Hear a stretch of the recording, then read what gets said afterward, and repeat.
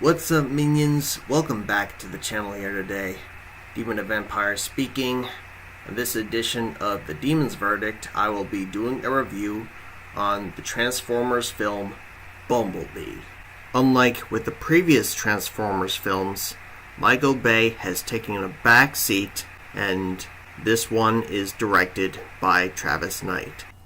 So I knew going into this film that it would be head and heels above all the other films from what I've heard from others, but Jesus fucking Christ. This movie is not only better than all the other ones, it is better than all the other ones put together. So the first thing that I noticed about this film was the look of it. Not only are the graphics a lot better than all the other Transformers movies, but the lighting is better too.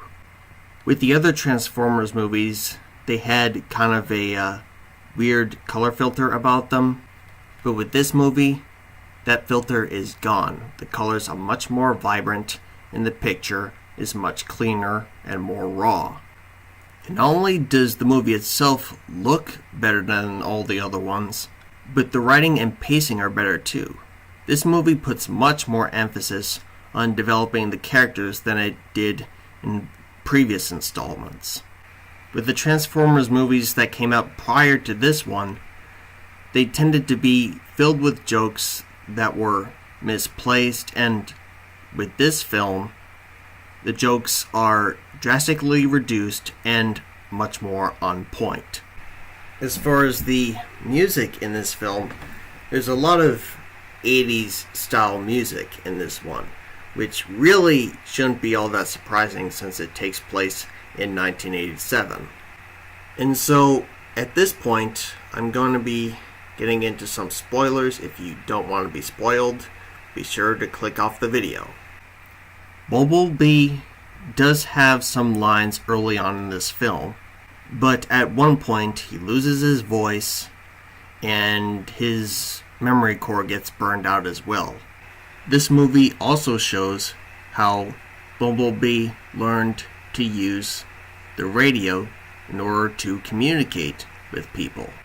Optimus Prime makes an appearance in this film, and when he does, he actually looks like the Optimus Prime I remember from Transformers Armada.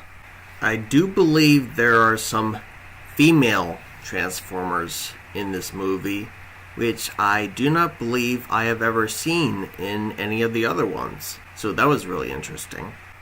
Towards the end of the film, there is a scene where, essentially, as soon as Bumblebee gets his memory back, he goes on the attack. It's like a scene out of The Iron Giant, essentially. I noticed towards the end of this film that there was a bit of a retcon where the Transformers essentially arrived on Earth much earlier in this film than they did in the first Shia LaBeouf, the Transformers film. I don't know whether or not this was just a mistake, or whether or not this was a sign of a possible reboot, but either way, I am genuinely curious as to where this story is going.